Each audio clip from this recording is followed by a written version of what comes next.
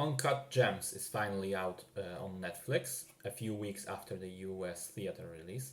It's directed by the Safdie brothers, who have previously done Good Time with Robert Pattinson. Amazing movie, by the way. And apparently, this has been a project that had been in the backlog for them for a long time.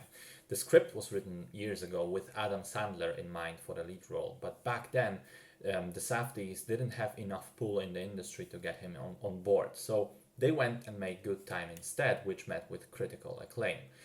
When they approached Sandler again, he initially refused, feeling that he didn't have what it takes to take on the weight of the role.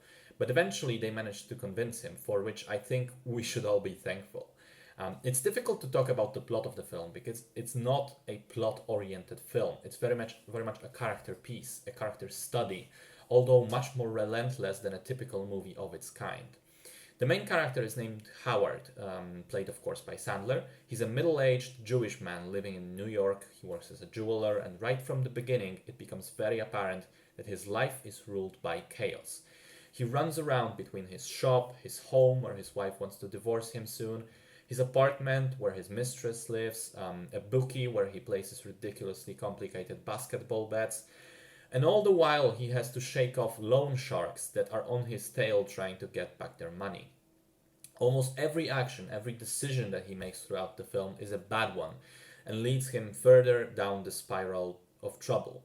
If there's any feeling to be had over the course of the film, it's that feeling of impending doom that surely it will all come crashing down at some point. The consequences of how his actions will catch up to him. And I say if there's any feeling, because for the most part, the audience is supposed to be completely overwhelmed by what's going on. The movie has a very distinct, frenetic, chaotic style. We move with Howie from one location to another. All the time, people are shouting, screaming over one another, cursing, and so on. And for a good chunk of time, the different scenes seem disconnected, disjointed almost. There isn't really an overarching plot or arc. We're just watching this clusterfuck of a life happening in front of our eyes. I think the movie is extremely effective at what it's doing, but that means it is not for everybody and it is not for every mood, so to speak. In fact, I watched it in a group of 6 people, and I think I was the only one that genuinely liked it. The rest of the guys felt overwhelmed by the constant chaos, confused by the lack of traditional narrative, and conflicted about following an unlikable protagonist, one that it's difficult to relate to. And of course, we were all completely exhausted after the movie ended because of its relentless pace. Now, I sort of expected this because I saw Good Time previously, and there are similarities between the tone of the two, so I was okay with that, and I appreciate the movie for what it is. I think that it sets a very clear set of goals for itself and manages to reach those goals. But again, it's very atypical in what it's doing, and I can see why it will not be liked by many people. In technical terms, both the cinematography, with the frantic camera movements and grainy look of the film, and the music, based mostly on synths, complement the story really well. But the most important piece of the puzzle remains Adam Sandler. I think he's absolutely captivating as Howard. He disappears into the role. He's unlikable, shady, even a bit slimy in what he's doing. But there is a degree of sympathy and pity that I felt for him throughout. And one thing I thought about was that Howard he has this nice house, a nice apartment, expensive clothes, expensive watches. He's got his shop, wife, children. It seems like there was a point in his life in the past where he was happy and successful, riding the wave. But when we meet him, he's past his prime very clearly, way past it. It's like he bit off more than he could chew. And I think that's an interesting layer to the character, the fact that we're never really told what happened in between, how he went from the success that he clearly had to where he is now, which is ruining his life further and further every minute. It's that case of watching a movie and getting angry at the protagonist because of the choices he makes. And again, that was very much the intention, and Sandler helps bring it all to life. He carries the film pretty much. And here's the thing, okay?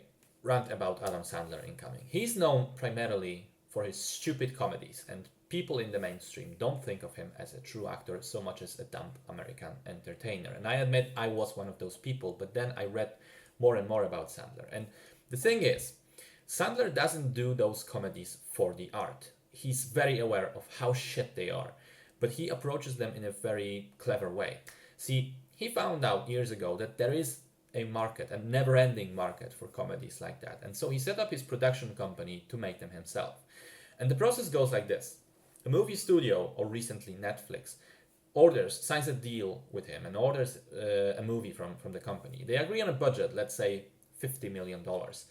Sandler picks a script that will let them make the movie for essentially $30 million, leaving the rest for actor salaries. He picks a script that will have a story that will take place in Hawaii or Bahamas or Italy or any other prestige holiday destination. He casts himself and his friends in the roles, and they all just fuck off for a month to that location for what is essentially a paid holiday during which they make a low effort movie and pay themselves good money for all of that.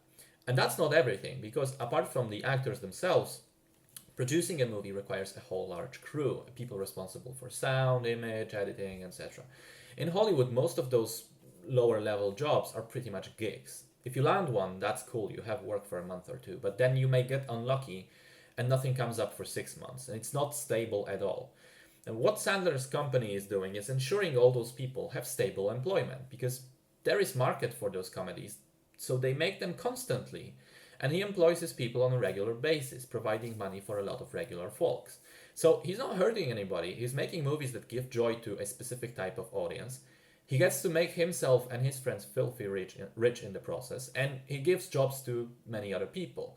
But that's still not everything. Apparently, Sandler is a joy to work with. He's very humble and pleasant to everybody around him, to not just the crew, but fans as well. None of that diva bullshit that some Hollywood stars tend to give into. And he's also, as I said, very aware that the movies he makes are mostly dog shit. But he accepts it. Yeah, he doesn't get to perform amazing art, but he makes a lot of people happy, so he's fine with that trade-off.